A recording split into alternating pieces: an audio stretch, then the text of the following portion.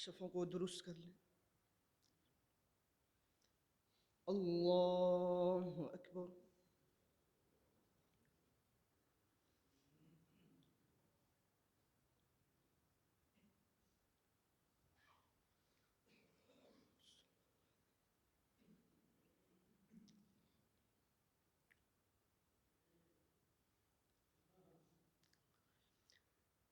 الحمد لله رب العالمين الرحمن الرحيم مالك يوم الدين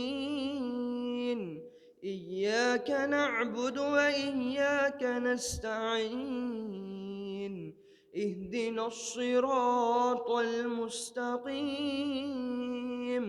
صراط الذين أنعمت عليهم غير المغضوب عليهم ولا الضالين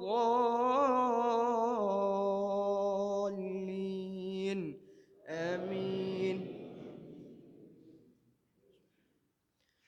يا أيها الذين آمنوا قاتلوا الذين يلونكم من الكفار وليجدوا فيكم غلظة واعلموا أن الله مع المتقين.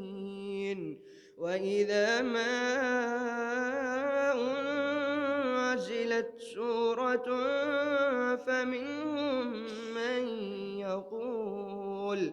فمنهم من يقول أيكم زادته هذه إيمانا فأما الذين آمنوا فزادتهم إيمانا وهم يستبشرون. وأما الذين في قلوبهم مرض فزادتهم رجسا إلى رجسهم وماتوا وهم كافرون. أولا يرون أنهم يفتنون في كل عام مرة أو مرتين ثم لا يتوبون ولا هم يذكرون. وإذا ما أنزلت سورة نظر بعضهم إلى بعض هل يراكم من أحد ثم انصرفوا صرف الله قلوبهم بأنهم قوم لا يفقهون. لقد جاءكم رسول من أنفسكم عزيز عليه ما عنتم حريص عليكم بالمؤمنين رؤوف رحيم. فإن تولوا فقل حسبي الله لا إله إلا هو عليه توكلت وهو رب العرش العظيم. الله.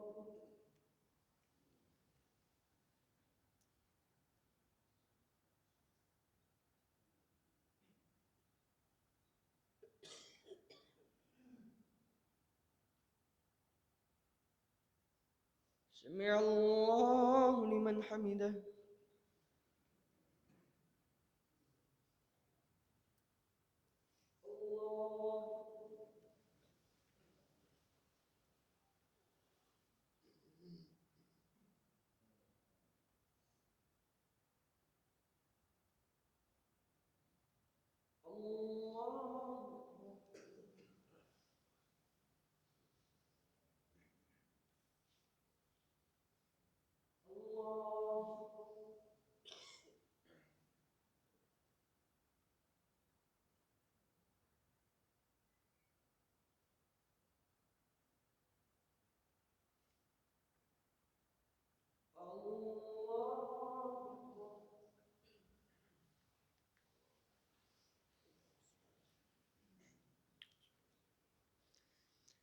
الحمد لله رب العالمين الرحمن الرحيم مالك يوم الدين إياك نعبد وإياك نستعين اهدنا الصراط المستقيم صراط الذين أنعمت عليهم غير المغضوب عليهم ولا الضالين آمين. وعباد الرحمن الذين يمشون على الأرض هونا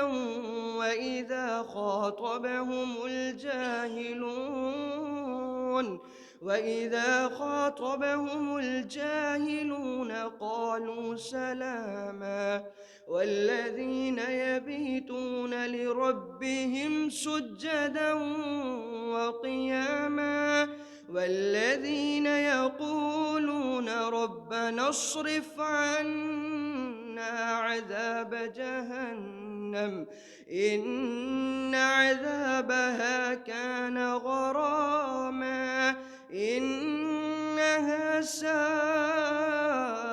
مستقرا ومقاما والذين إذا أنفقوا لم يسرفوا ولم يقتلوا وكان بين ذلك قواما والذين لا يدعون مع الله إلها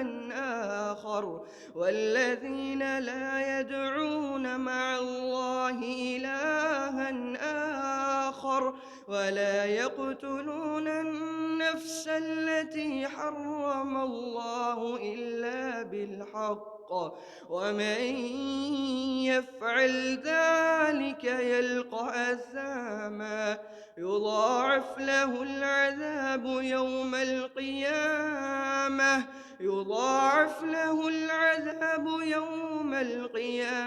ويخلد فيه مهانا إلا من تاب وآمن وعمل عملا صالحا فأولئك يبدل الله سيئاتهم حسنات وكان الله غفورا رحيما ومن تاب وعمل صالحا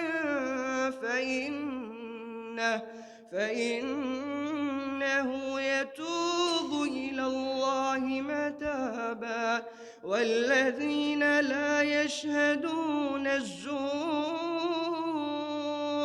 وإذا مروا باللغو مروا كراما والذين إذا ذكروا بآيات ربهم لم يخروا عليها صما وعميانا والذين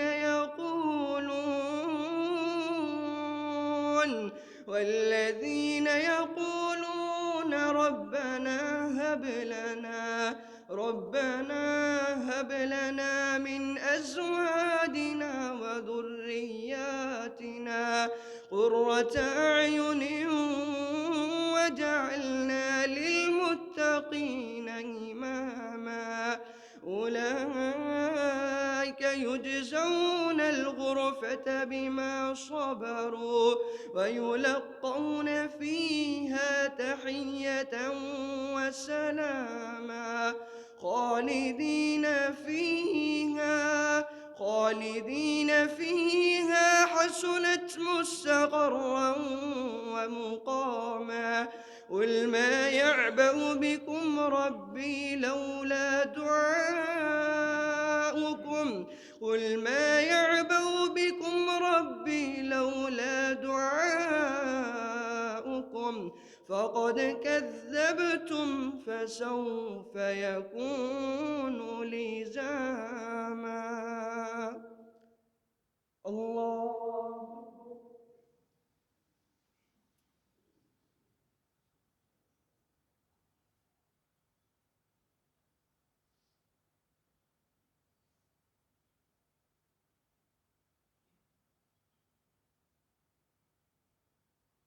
سمع الله لمن حمده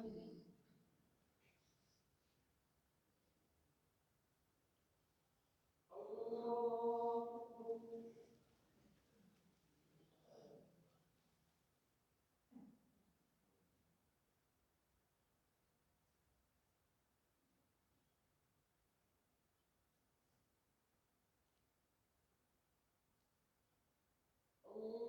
الله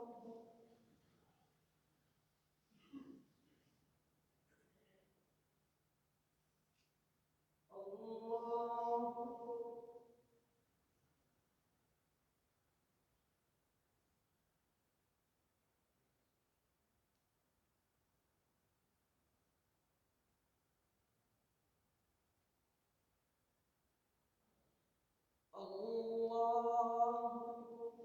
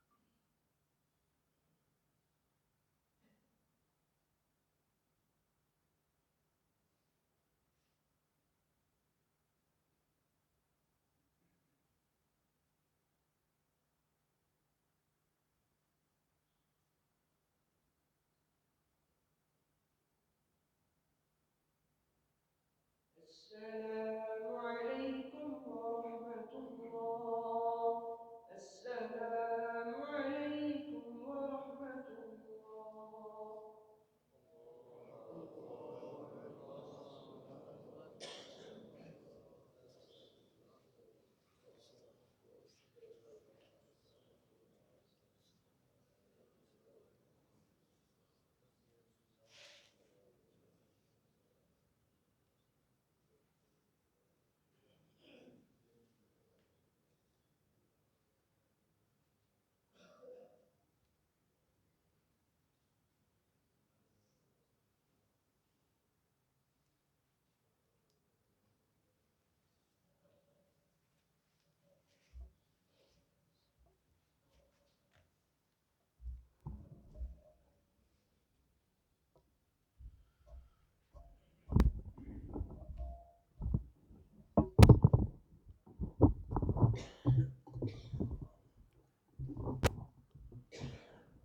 الحمد لله العالمين والصلاة والسلام على رسول الله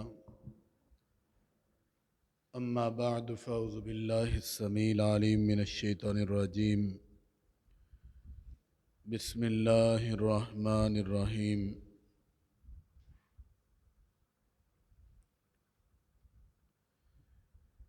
إن الصلاة كانت على المؤمنين كتابا موقوتا۔ محترم مکرم سامعین کرام،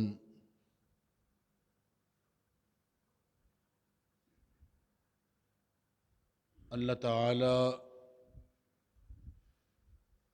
جن سے محبت فرماتا ہے، جن کو پسند کرتا ہے، ان کو اللہ دین کی سمجھ عطا فرماتا ہے۔ دین کی سمجھ یہی نہیں ہے کہ کوئی آدمی قرآن پڑھ لے، حدیث پڑھ لے تو اس کو سمجھ ہے،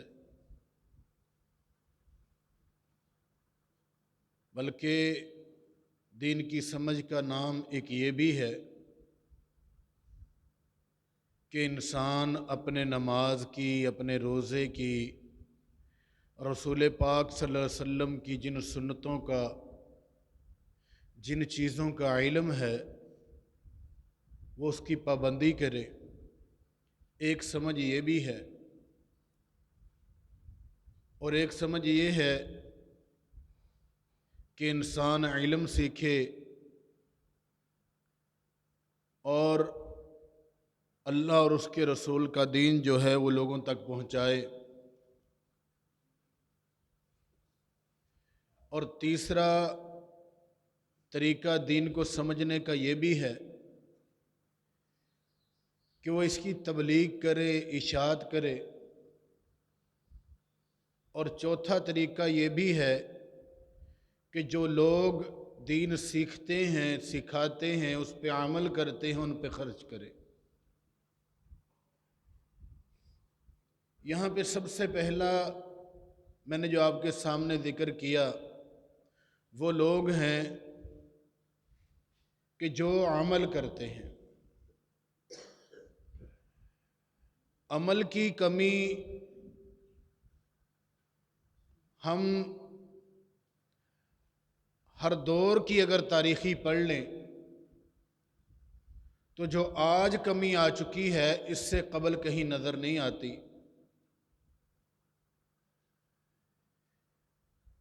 نمازی جو ہیں وہ چند گنے چنے ہیں جنہیں انگلیوں پہ گنا جا سکتا ہے، اور بے نمازی جو ہیں وہ ڈاریں کی ڈاریں ہیں۔ بے روزے دار بہت ملیں گے۔ یہاں تک ہونے لگ گیا ہے کہ فرض نمازوں کے اندر لوگ روزہ رکھ کے سو جاتے ہیں کہ کوئی بات نہیں ہے، نماز اٹھیں گے پڑھ لیں گے، اور کبھی پھر وہ بھی چھوڑ دی، دن میں نمازیں چھوڑ دیں۔ یہ کون سا روزہ ہے کہ جو بغیر نماز کے ہوتا ہے؟ ہاں ٹھیک ہے، کچھ لوگوں کا عقیدہ یہ ہے کہ جو تراویح نہ پڑھے اس کی نماز نہیں ہوتی، اس کا روزہ نہیں ہوتا، لیکن یہ عقیدہ غلط ہے۔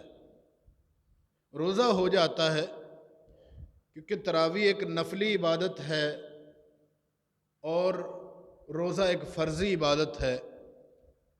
نفلی عبادت جو ہے وہ فرضی عبادت کو روک نہیں سکتی، لیکن نفلی عبادت سے بھی ہماری غفلت اتنی ہے کہ رمضان شروع ہوا، 2 صفیں تھیں تراویح پڑھنے والوں کی، پھر 1.5 ہوئی، پھر 1.25 ہوئی، اب 1.25 صف رہ گئی ہے۔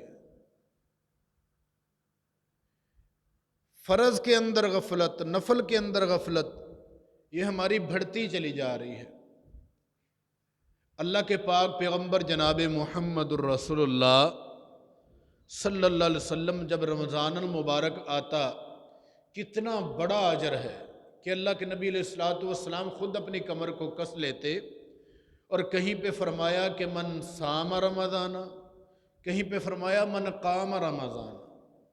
یہ قیام نفلی ہے، فرضی کے بارے میں نہیں فرمایا۔ فرضی تو پڑھنا ہی پڑھنا ہے۔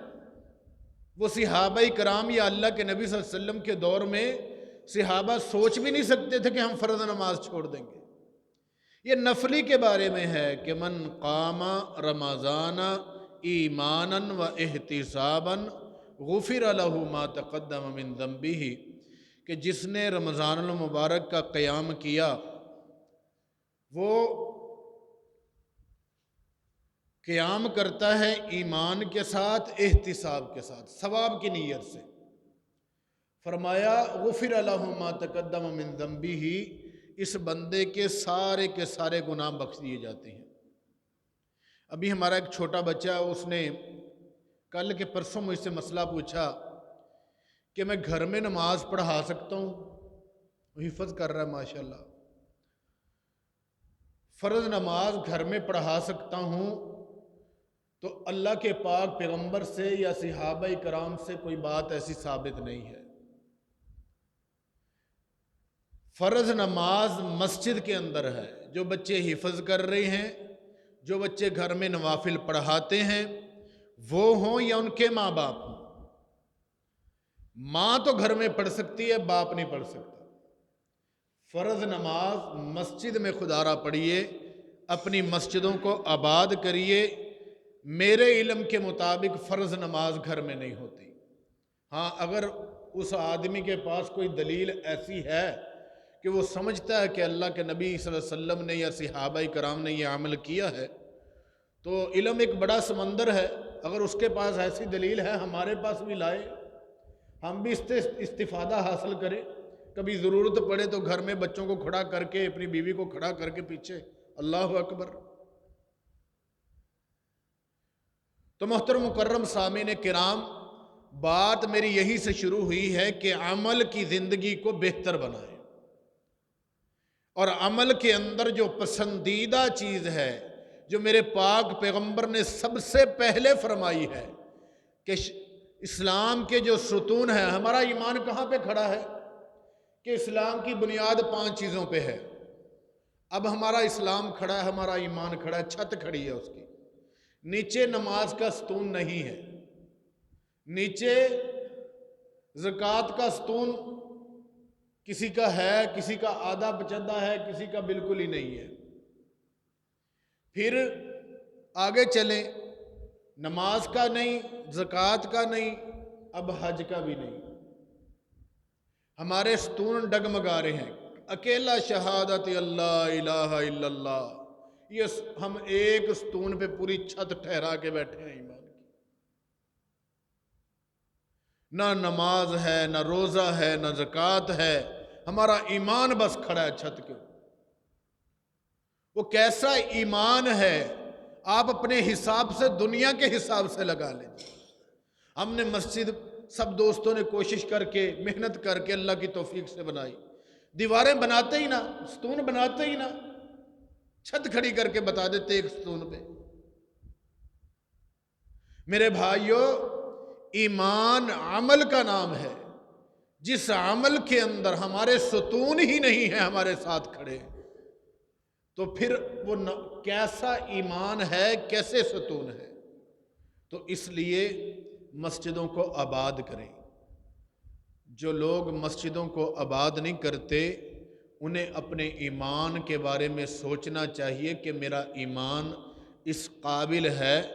آج میرا دعویٰ یہ ہے کہ میں مومن ہوں، اور جو ایمان مجھے گھر سے اٹھا کے، کاروبار سے اٹھا کے، بستر سے اٹھا کے، اپنے دوستوں کی محفل سے اٹھا کے اللہ کے گھر میں نہیں لے کے جا سکتا، وہی ایمان کل قیامت کے دن مجھے قبر سے اٹھا کے اللہ کی جنت میں کیسے لے کے جائے گا؟ ایک سوال خود سے کیجئے کہ یہ ایمان اگر اس قابل نہیں ہے کہ مجھے میرے گھر، میرے بستر سے اٹھا کے، میرے دوستوں کی محفل سے اٹھا کے اللہ کے گھر میں نہیں لے کے گیا، کیا میرا ایمان اس قابل ہوگا کل قیامت کے دن کہ مجھے قبر سے اٹھائے گا اور جنت کے بالا خانوں میں پہنچا دے جائے؟ میرے دوستو، یہ سوال خود سے بھی کریں، اپنے بچوں سے بھی کریں۔ اللہ رب العالمین سے دعا ہے کہ اللہ تعالی ہمیں نمازی کر دے۔ وآخر دعوانا ان الحمد للہ رب العالمین۔